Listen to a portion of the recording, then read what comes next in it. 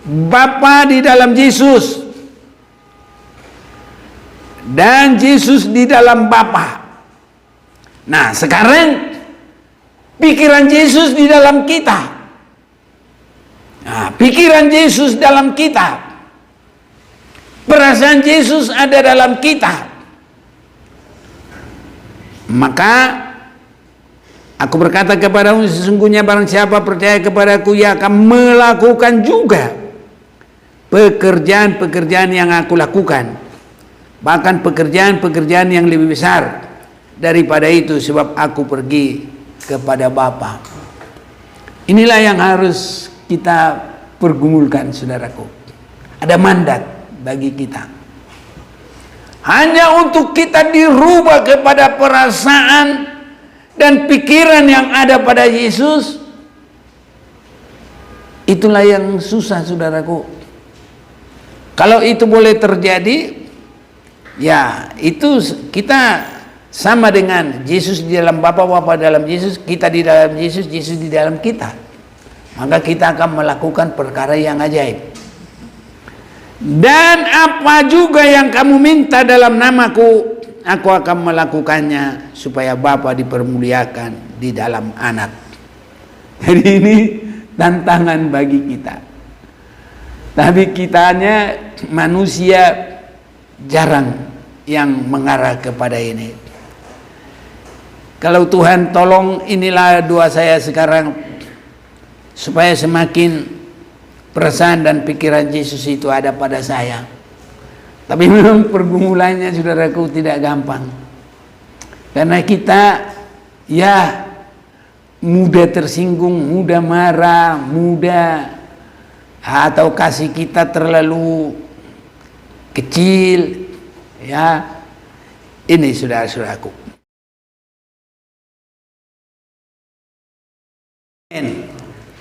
Salam, salam bagi kita semua, baik yang ada di sini, baik yang ada di rumah, di mana saja juga, saudaraku yang kekasih. Kita akan memperhatikan keselamatan yang besar, kasih Allah yang besar.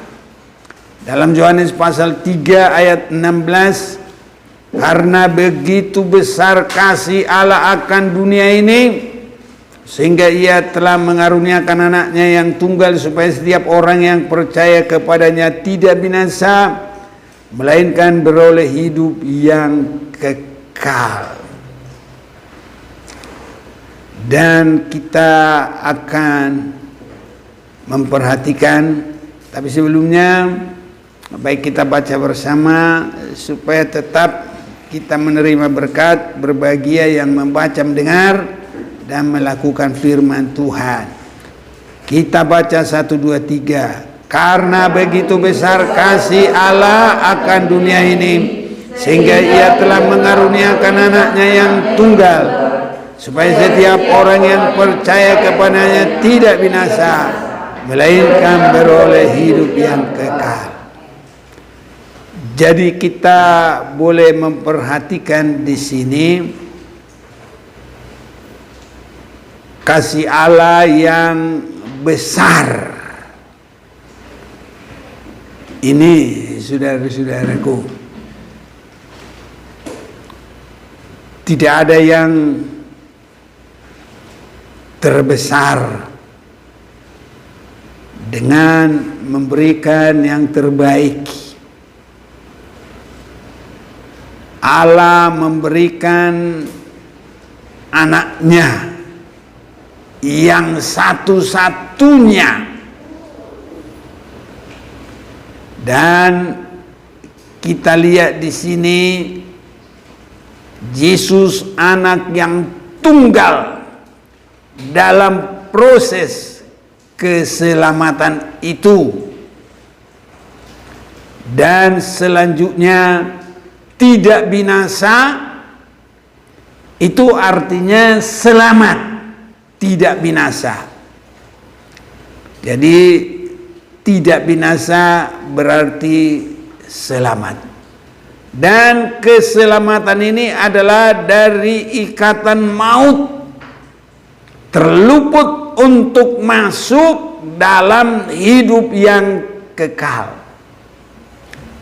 Sering sekali ayat ini bahkan dalam ayat Natal, tapi kita akan memperhatikan bagaimana luar biasa makna kasih Allah dan keselamatan bagi kita, dan praktek Yesus jadi juru selamat yang sering sekali banyak diperdebatkan. Bahkan ada sebagian mengolok-olok, tetapi kita akan memperhatikan. Kalau pertamanya, satu kejadian yang pernah Allah tanggungkan kepada seorang namanya Abraham, dia juga diminta untuk mempersembahkan anaknya satu-satunya yang dari istri perjanjian. Nah ini, jadi kalau Abraham ada juga anaknya yang lain, Ismail, ada lagi dari Ketura, Medan, Dedan. Nah, tapi kalau dari istri perjanjian bersama menerima janji Allah hanya satu orang, itulah Ishak. Dan Allah minta itu anak satu-satunya, dan Abraham juga bersedia. Saudaraku, itu menjadikan banyak orang keberkatan di seluruh bumi ini. Maka lebih lagi daripada korban dari Allah Bapa memberikan anaknya satu-satunya, supaya dunia tidak binasa, berarti supaya semua selamat. Nah, jadi ini adalah keselamatan yang besar. Pernah saudara-saudaraku, bangsa Israel mengalami keselamatan dari perhambaan Raja Firaun,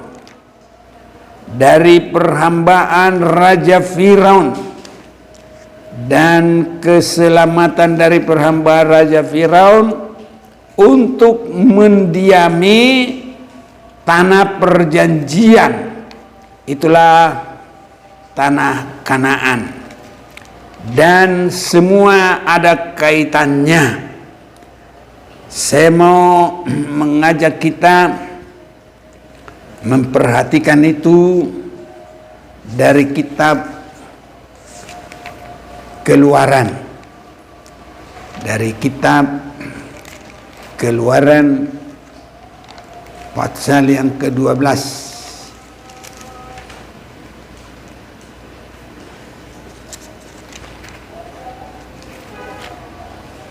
Keluaran pasal yang ke-12, saya akan juga mulai dari ayat yang pertama.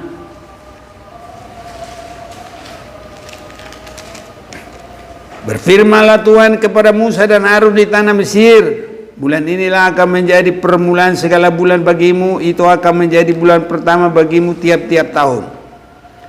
Katakanlah kepada segenap jemaah Israel, pada tanggal 10 bulan ini diambillah oleh masing-masing seekor anak domba menurut kaum keluarga, seekor anak domba untuk tiap-tiap rumah tangga.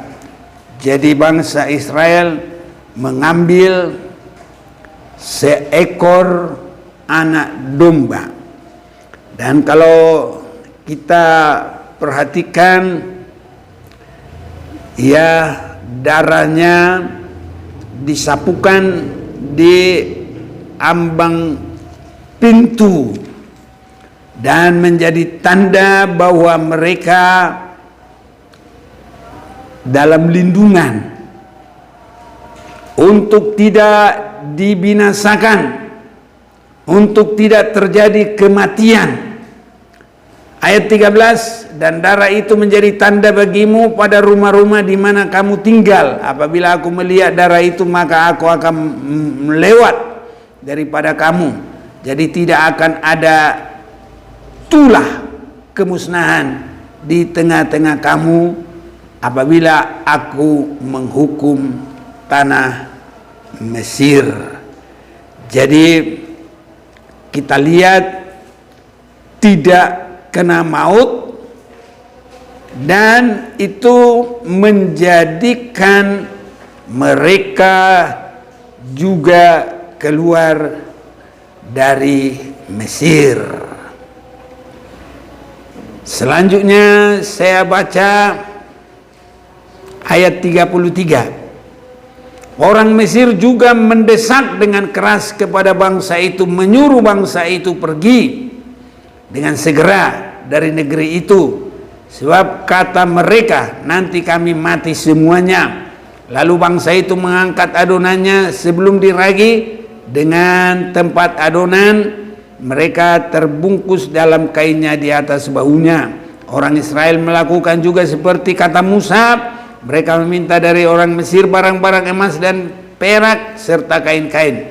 Dan Tuhan membuat orang Mesir bermurah hati terhadap bangsa itu, sehingga memenuhi permintaan mereka. Demikianlah mereka merampasi orang Mesir. Jadi kita boleh memperhatikan di sini luput dari kematian dan luput dari perhambaan. Ayat 37, kemudian berangkatlah orang Israel dari Ramses ke Sukot, kira-kira 600.000 orang laki-laki berjalan kaki, tidak termasuk anak-anak.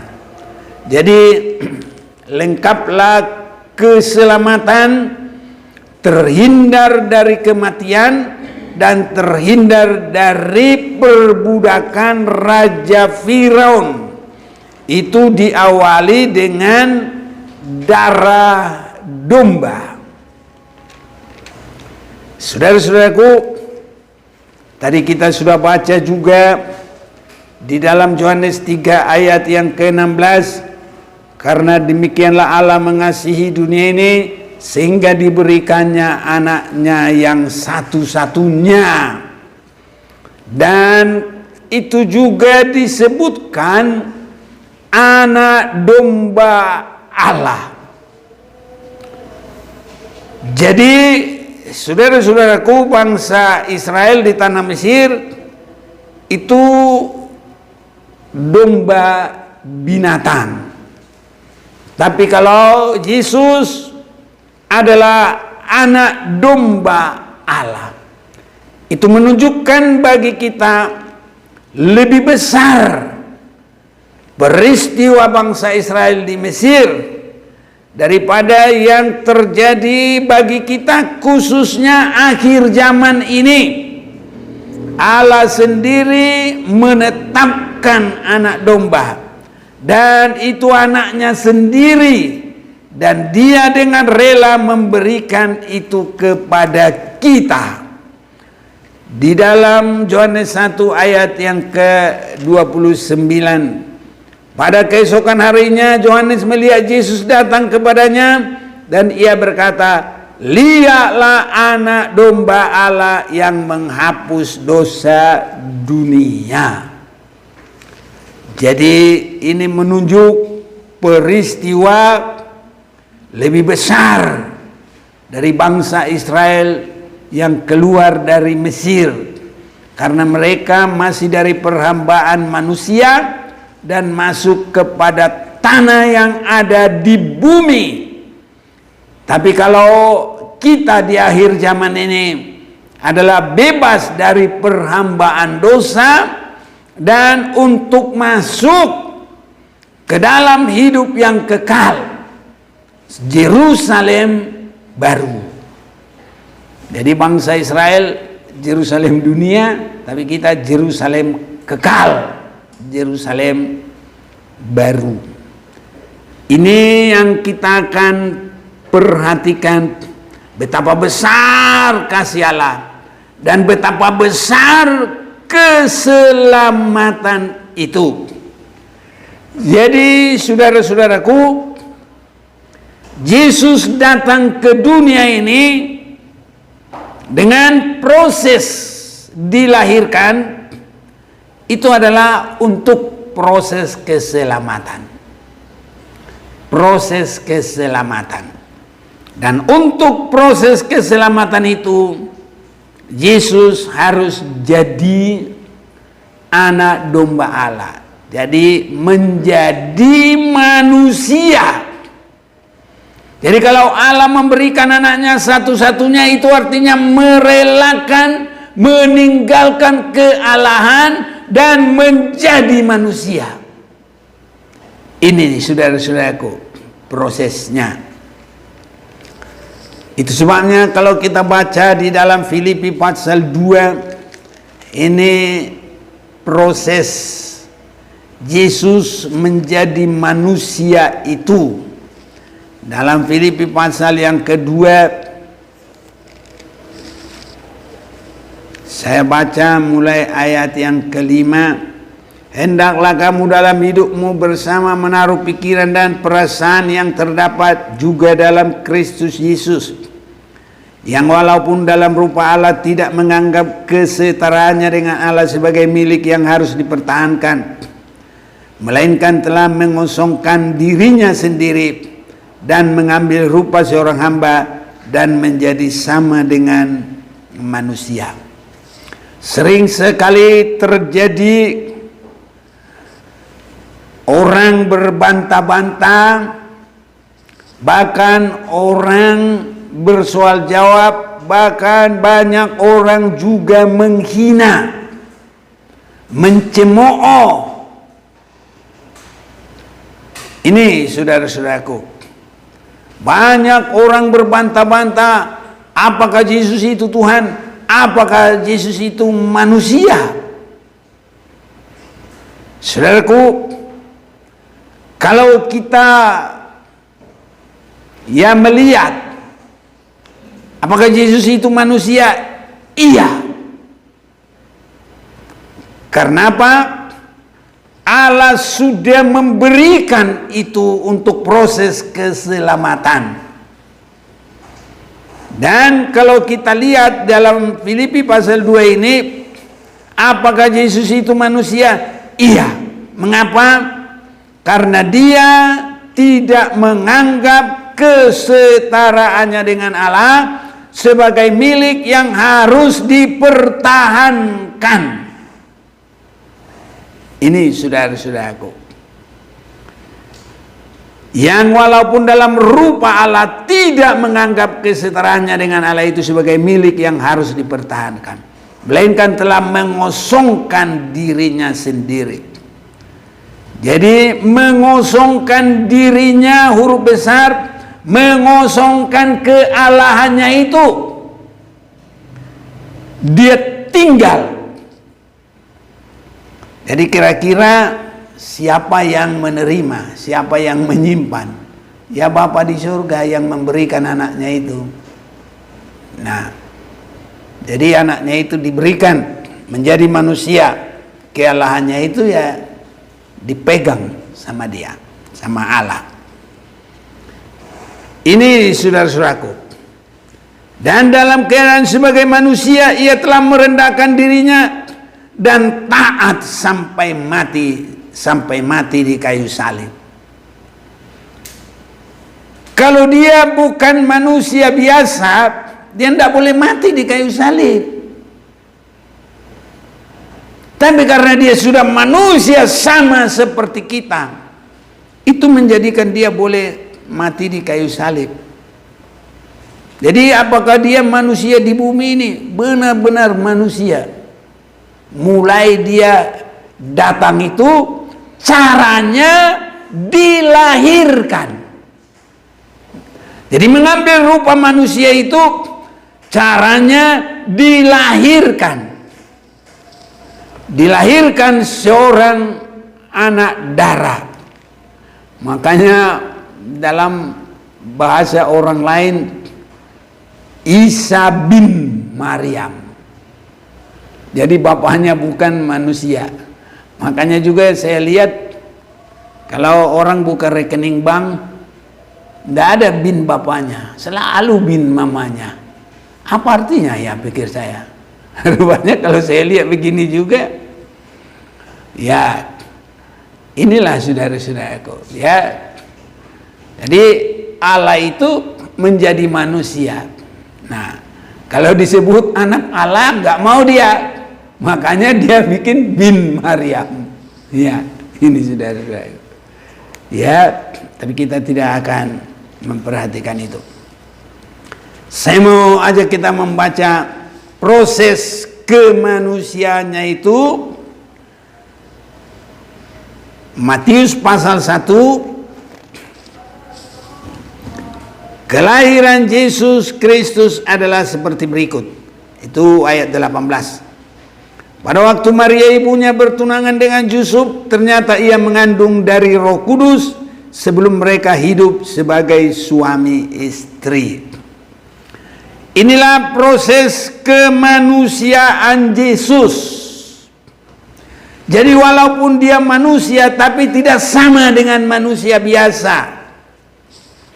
Karena manusia biasa itu adalah keturunan Adam. Semuanya manusia dari keturunan Adam. Jadi nafas yang dari Allah itu terus turun-temurun kepada semua manusia siapapun. Darah yang ada pada Adam dan Hawa itu terus menerus mengalir. Kecuali manusia Yesus, bukan dari situ.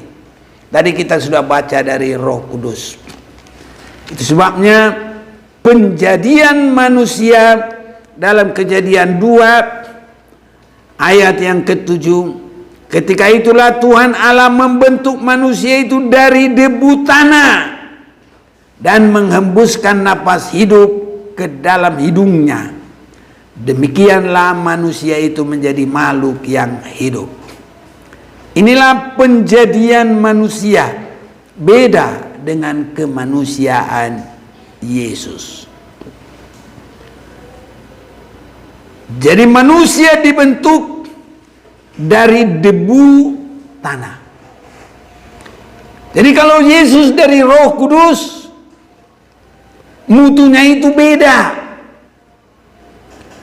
Sama dengan periuk. Dulu periuk tanah. Sekarang periuk besi, tembaga, kuat. Kalau kita lagi masak nasi, tidak hati-hati, bisa gagal nggak makan. Saya dulu masih kecil sering masak pakai periuk, masak nasi, saudara-saudaraku, pakai periuk tanah.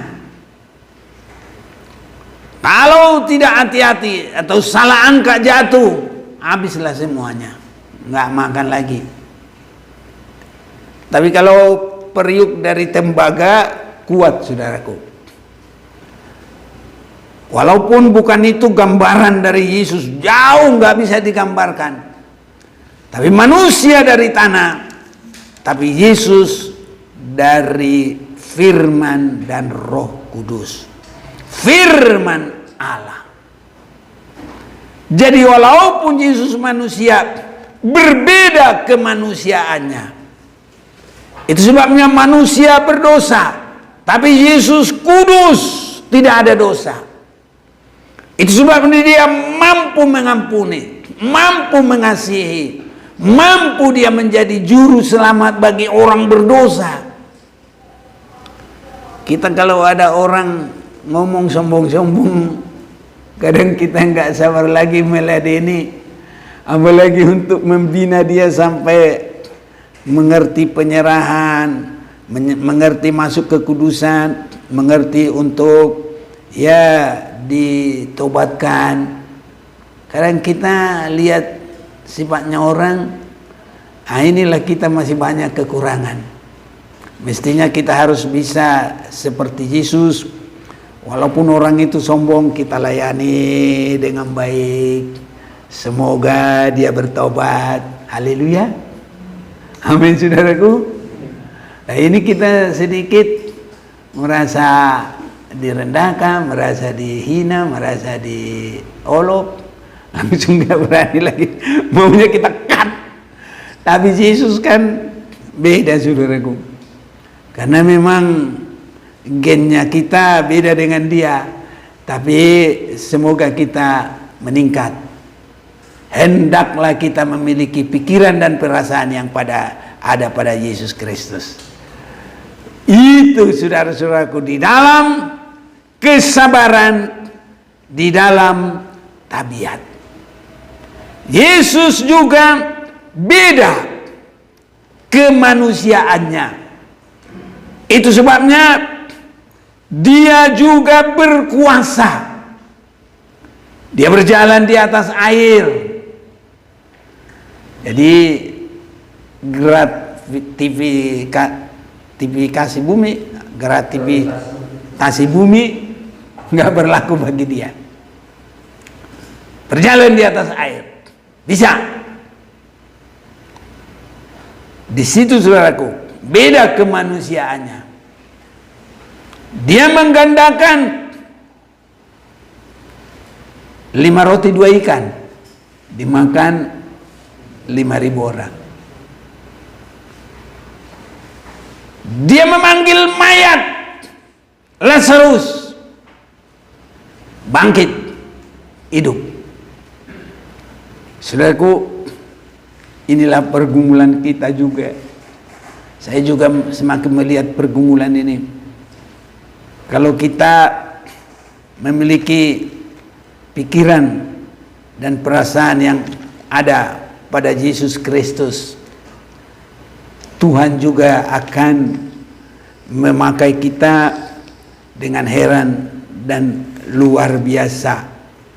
Karena kalau kita sungguh-sungguh percaya dan berserah kepada Yesus, maka saudara-saudaraku, ya kita juga bisa, walaupun tidak persis sama dengan dia, tapi Tuhan akan memakai kita juga, sehingga apa yang Yesus perbuat, Yesus juga akan memakai kita, saudara-saudaraku, untuk melakukannya. Hanya disitulah kita ini sebenarnya sudah dikasih kesempatan yang luar biasa. Kita diberi kesempatan untuk memiliki perasaan, pikiran yang ada pada Kristus. Tapi kita terlalu susah, saudaraku, untuk hal itu. Perubahan hidup kita ini terlalu susah. Sebenarnya kalau kita semakin masuk dalam pikiran dan perasaan yang ada pada Kristus, sebenarnya apapun yang Yesus lakukan, Tuhan juga akan menolong kita, saudaraku, melakukan hal yang sama. Saya pernah ingat membaca dalam Yohanes ini, ada yang lihat? Jadi ya, pasal 14 ya, ayat 11. percayalah kepadaku bahwa aku di dalam Bapa dan Bapa di dalam aku. Atau tidak, atau setidak-tidaknya percayalah karena pekerjaan-pekerjaan itu sendiri. Jadi Bapa di dalam Yesus dan Yesus di dalam Bapa. Nah, sekarang pikiran Yesus di dalam kita.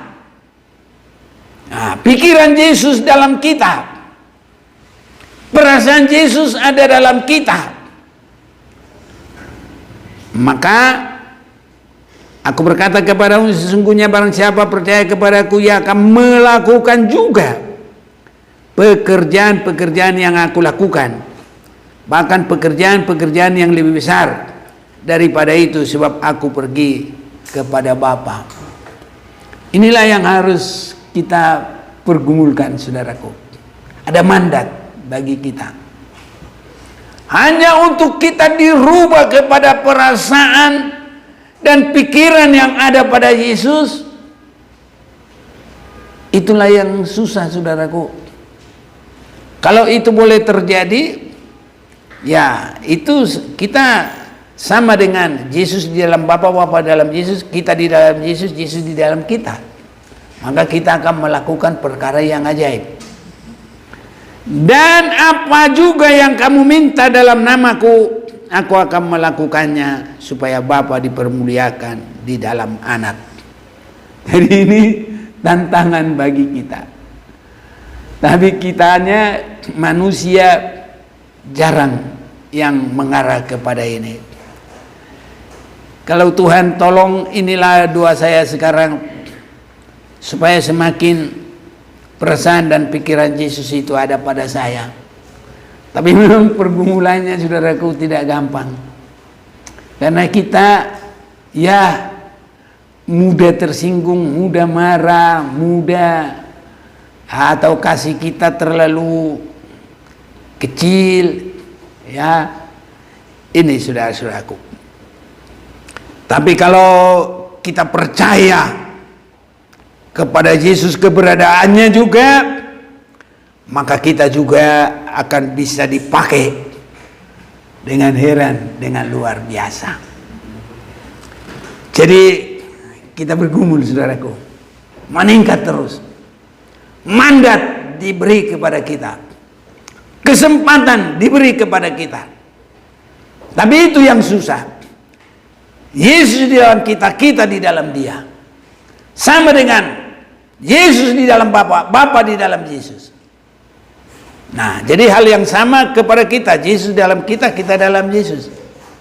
Kita akan melakukan perkara yang ajaib. Jadi kalau kemanusiaan kita terus kita pertahankan, yang terbuat dari tanah itu yang nggak bisa ngapa-ngapain, saudaraku. Tapi kalau kita meningkat, karena kita dikasih mandat, perasaan, dan pikiran yang ada pada Yesus, ya kalau kita, saudaraku, bergumul untuk itu, inilah. Banyak berdoa, banyak berserah, bahkan berpuasa untuk itu. Kalau Tuhan kuatkan kita, maka saudaraku itu akan semakin nyata. Jadi kita sudah lihat kasih Bapa memberikan anaknya, prosesnya Yesus menjadi manusia, tapi karena dia manusia yang tidak terbuat dari tanah, tapi ada Bapa dalam dia dan dia di dalam Bapa, maka walaupun dia manusia seutuhnya, tapi dia juga manusia yang tidak pernah berbuat dosa. Dia juga manusia yang mengadakan mujizat. Dia juga manusia yang boleh berjalan di atas air. Saudara-saudaraku, inilah kemanusiaan Yesus. Dan untuk dia menjadi juru selamat adalah kerendahannya. Kalau iblis sangat sombong, tapi Yesus ada di dalam kerendahannya. Walaupun rupa Allah, tidak menganggap kesetaraannya dengan Allah, tapi mengosongkan diri menjadi manusia. Alam manusia dia melayani sampai mati. Proses kematian itu dijual oleh muridnya, dihianati, tidak berdosa, digolongkan dengan orang berdosa di Gunung Juljuta. Saudara-saudaraku, Yesus dihina, diolok, dipukul, dicambuk, tapi tidak sakit hati. Sering kita, Tuhan ampuni saya, karena kita terlalu gampang, saudaraku, tidak mengasihi. Hanya sedikit tersinggung, hanya sedikit kita lihat orang kurang sopan berbicara, kita lihat orang mungkin ada rada-rada sombong, kita langsung ingin menjauh karena kasih kita masih terlalu picik, kecil. Tapi Yesus, orang yang mengolok, menghina, meludahi, memukul, mencambuk, dia mengampuni. Kiranya Tuhan kasih kehidupan Yesus itu pada kita, dan kiranya kita semakin mau menerimanya. Haleluya, saudaraku. Ini proses keselamatan itu, saudara-saudaraku. Itu sebabnya proses keselamatan itu dari mengalahkan iblis. Makanya dia rendah hati sampai mati tersalib. Itu tadi dalam Filipi itu, rendah hati sampai mati tersalib. Itu mengalahkan iblis. Dan dikubur, itu masuk ke dalam maut, mengalahkan maut dan mengambil kunci maut. Dia bangkit, itu menyelesaikan semua dosa. Inilah proses keselamatan itu, saudara-saudaraku. Dan itu semua dikerjakan tidak di dalam kesetaraan dengan Allah, tapi sesudah mengosongkan itu sama dengan kita manusia. Sebabnya banyak mengolok, masa Tuhannya orang Kristen mati? Siapa yang mau agama Tuhannya mati? Kalau tidak mengerti, salib itu adalah kebodohan. Tapi bagi orang yang percaya, salib itu adalah kuasa. Kuasa kekalahan iblis, kuasa menyelesaikan dosa, kuasa mengalahkan maut, kuasa mengambil kunci daripada maut itu. Itu jalan salib itu, saudara-saudaraku. Jadi untuk itu Yesus itu harus mengambil rupa manusia sepenuh. Tapi sebagai dalam kealahannya, dia tidak berdosa, dia maha kuasa, dia mengampuni dengan kasih yang luar biasa. Saudara-saudaraku, jadi keselamatan terjadi. Maut sudah kalah. Di dalam 1 Korintus pasal 15, saya baca dulu 1 Korintus. Tahu ada yang bantu baca? Boleh dulu. Ayat 52 lah.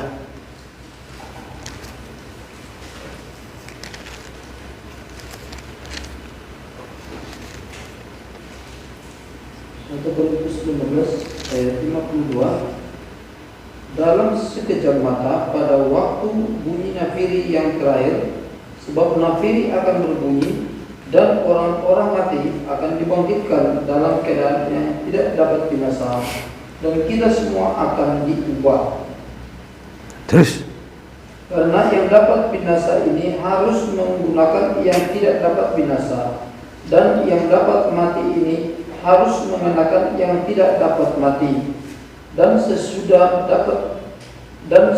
yang dapat binasa ini mengenakan yang tidak dapat binasa, dan yang dapat mati ini mengenakan yang tidak dapat mati. Itu artinya bangkit. Terus tidak dapat. Ya, maka akan genaplah firman Tuhan yang tertulis, maut telah ditelan dalam kemenangan. Ya. Hai maut, di manakah kemenanganmu? Ya, cukuplah. Jadi maut telah dikalahkan dengan kebangkitan itu. Iblis juga dikalahkan.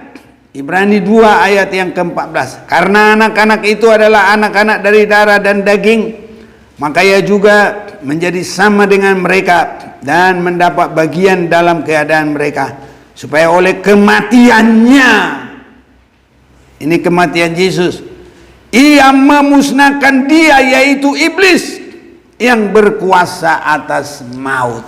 Jadi harus kematian. Itu sebabnya kematian itu sangat ditakuti orang. Makanya banyak menghina masa Tuhannya mati, karena iblis sangat takut dan orang-orang dipakai untuk menghina seperti itu. Jadi kematian Yesus itulah yang mengalahkan maut. Dan kematian Yesus itu juga adalah yang mengambil kunci dari maut itu, supaya anak-anak Tuhan tidak akan masuk ke sana. Dalam Wahyu pasal 1 ayat 18, dan yang hidup, aku telah mati, namun lihatlah aku hidup. Nah itu, jadi harus tetap ada kematian sampai selama-lamanya. Dan aku memegang segala kunci maut dan kerajaan maut. Jadi kunci maut, kerajaan maut itu di tangan Yesus. Dia harus mati. Jadi iblis dikalahkan, maut dikalahkan, kunci maut diambil, dosa diselesaikan, harus mati, tidak bisa tidak. Apakah dia manusia saat itu?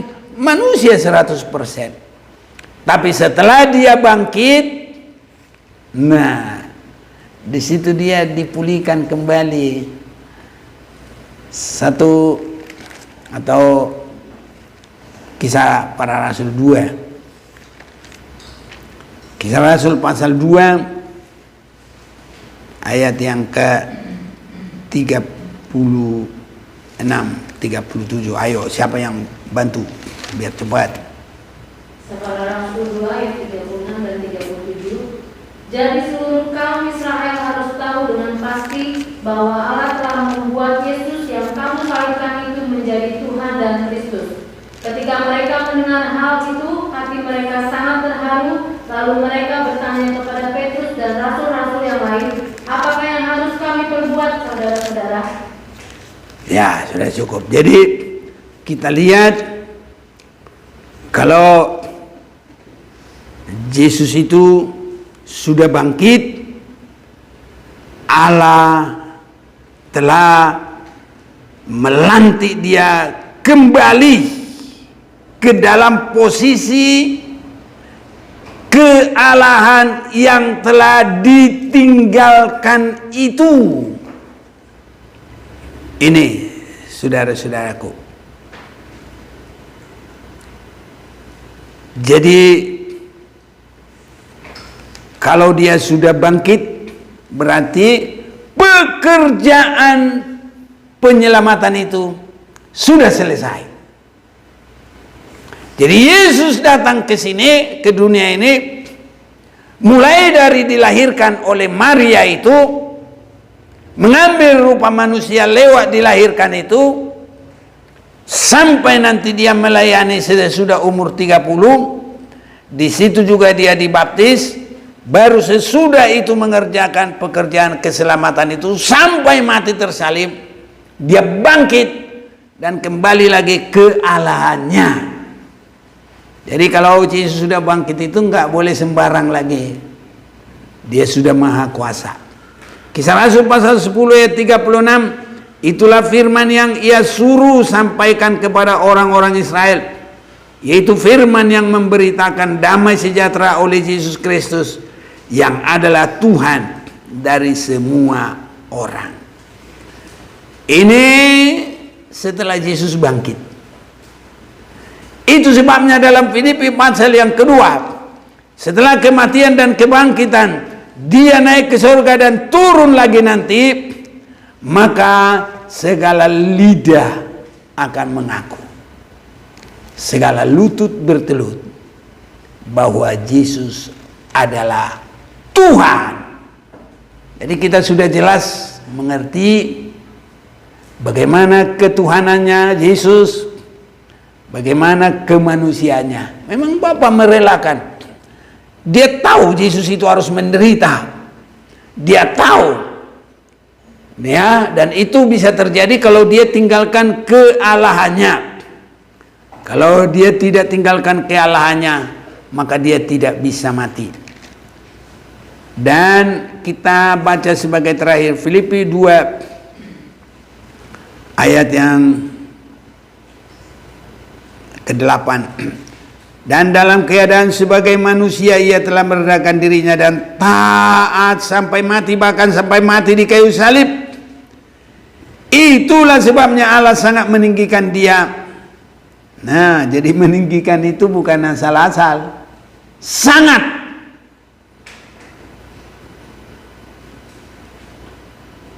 Itulah sebabnya Allah sangat meninggikan dia dan mengaruniakan kepadanya nama di atas segala nama. Jadi nama di atas segala nama itu, Yesus itu adalah nama Bapa. Kita sudah dengar itu dalam Yohanes 17. Supaya dalam nama Yesus bertekuk lutut. Nah, karena ini nama Bapa, saudaraku, semua bertekuk lutut. Segala yang ada di langit, yang ada di atas bumi, dan yang ada di bawah bumi. Kita berdoa, saudaraku, biar kita semua bisa menyaksikan ini semuanya. Segala lutut bertelut. Nah, dan segala lidah mengaku Yesus Kristus adalah Tuhan. Jadi kapan dia manusia, ada waktunya dia tinggalkan kealahannya. Tapi selanjutnya harus semua lidah mengaku dan segala lutut bertelut Yesus Kristus adalah Tuhan, bagi kemuliaan Bapa. Jadi tidak hanya pribadi, untuk kemuliaan Bapa. Jadi bisa kita lihat Bapa itu mulai dari penciptaan. Kalau manusia itu sudah terhilang, berdosa, Bapa itu mengulang lagi penciptaan, tapi bukan lagi dari tanah, tapi langsung dari hidup Yesus sendiri, Tuhan dan Juru Selamat. Dan kalau sudah selesai, dia naik ke surga, datang lagi nanti, semua lidah mengaku, semua lutut bertelut, Yesus adalah Tuhan, bagi kemuliaan Bapa. Mari kita mau datang kepada Tuhan.